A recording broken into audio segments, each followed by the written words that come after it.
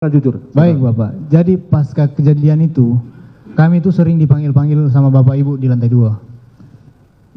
Bicara-bicara, ngobrol, semangat deh. Bapak Ibu siapa? FS dan PC. Baik.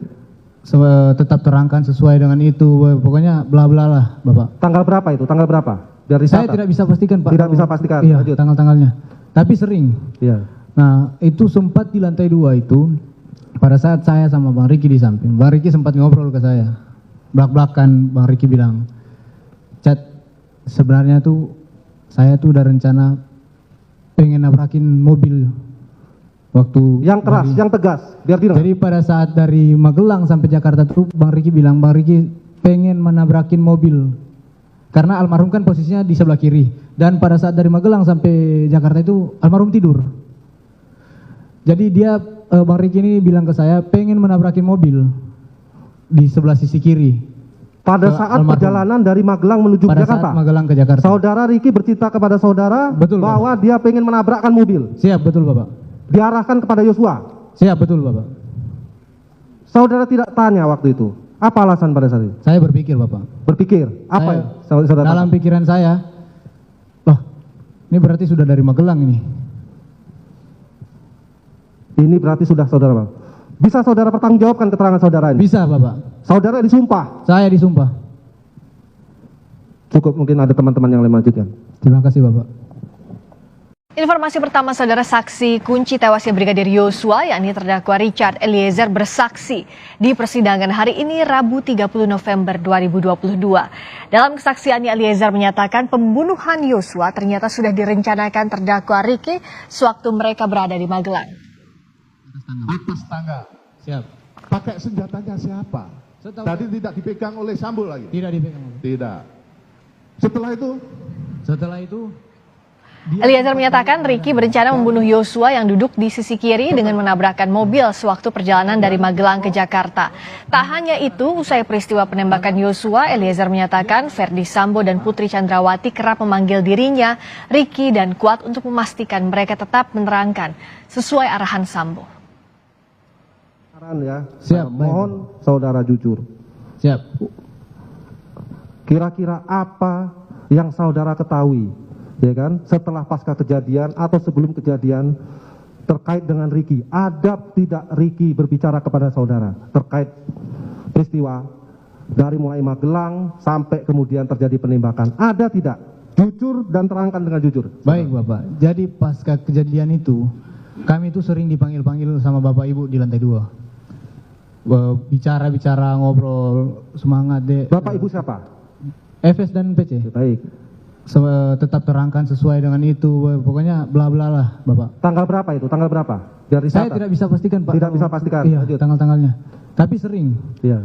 Nah, itu sempat di lantai 2 itu, pada saat saya sama Bang Riki di samping, Bang Riki sempat ngobrol ke saya.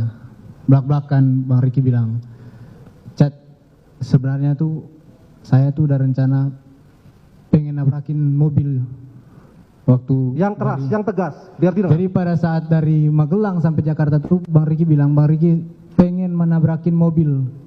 Karena almarhum kan posisinya di sebelah kiri. Dan pada saat dari Magelang sampai Jakarta itu almarhum tidur. Jadi dia, Bang Riki ini bilang ke saya, pengen menabrakin mobil di sebelah sisi kiri. Pada saat perjalanan dari Magelang menuju Pada Jakarta. saat Magelang ke Jakarta. Saudara Ricky bercerita kepada saudara Betul, bahwa dia pengen menabrakkan mobil. Siap, betul Bapak. Diarahkan kepada Yosua. Siap, betul Bapak.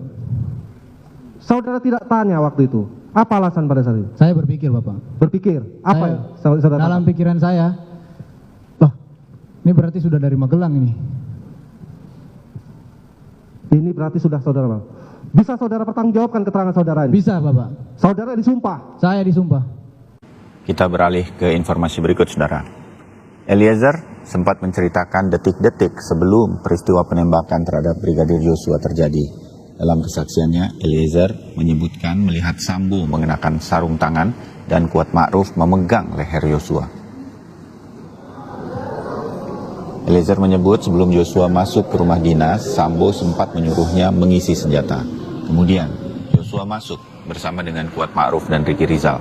Saat itu, Eliezer sempat melihat Kuat Ma'ruf memegang leher Yosua hingga mendorongnya ke depan Ferdi Sambo untuk kemudian ditembak. saya langsung Saudara turun, saudara ketemu dengan saudara FS. siap yang mulia. Di bawah ada siapa saja? Pak FS saja. Cuman saudara FS saja. Siap. Saudara Kuat dan saudara Ricky Saya tidak lihat yang mulia. tidak lihat. Kemudian Baru saya dia sudah isi senjata. Saya keluarkan, saya kokang senjata saya taruh lagi di pinggang. Baru saya langsung ke samping meja yang mulia. Ke samping meja. Baru langsung yang mulia, langsung itu Bang Yos masuk. Bang dengan Yos siapa? Bang Yos masuk duluan, baru Om Kuat sama Bang Riki di belakang. Kuat? Di belakang Bang Yos yang mulia. Itu masuk, itu Pak Efes langsung lihat ke belakang yang mulia. Baru sini kamu. Baru langsung pegang ini lehernya.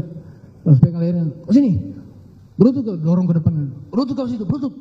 Disuruh berutut. Wih kau berutut. Baru dia lihat ke saya. Wih kau tembak. Kau tembak cepat. Cepat kau tembak. Saya langsung keluarkan senjata, saya langsung tembak yang mulia. Dalam kesaksiannya kemarin, Barada Eliezer juga sempat menyebut bahwa Ferdi Sambo sempat berkata Brigadir Joshua pantas mati. Perkataan ini didengar oleh Eliezer sesaat sebelum penembakan Joshua terjadi di rumah Jalan Saguling pada 8 Juli. Baru dia bilang, Joshua sudah melecehkan ibu di Magelang. Tuh dengar itu saya kaget yang mulia. Kaget, takut juga yang mulia, karena posisinya kami yang ajudan yang ada di Magelang kan pada saat itu. Baru Joshua sudah melecehkan ibu di Magelang. Saya diam, maksudnya dalam hati saya, ini betulkah, tidakkah? Baru dia bilang, kurang ngajar anaknya, memang kurang ajar anak itu. Dia sudah gak menghargai saya dia itu. Dia udah menghina harkat dan martabat saya. Itu dia bicara sambil emosi, sambil nangis, mukanya merah. Baru dia bilang, jadi habis setiap pembicaraan dia mulia, dia habis berbicara dia ada diam, sesi diamnya untuk nangis begitu yang mulia. Jadi baru dia bilang ini, dia lihat ke saya baru dia bilang, memang harus dikasih mati anak itu. Dia bilang begitu ke saya yang mulia. Baru saya diam kan yang mulia, saya kaget juga yang mulia. Baru dia dekat begini, nanti kau yang tembak Joshua ya. Karena kalau kamu yang tembak Joshua, saya yang akan jaga kamu. Tapi kalau saya yang tembak, tidak ada yang jaga kita. Dia bilang begitu.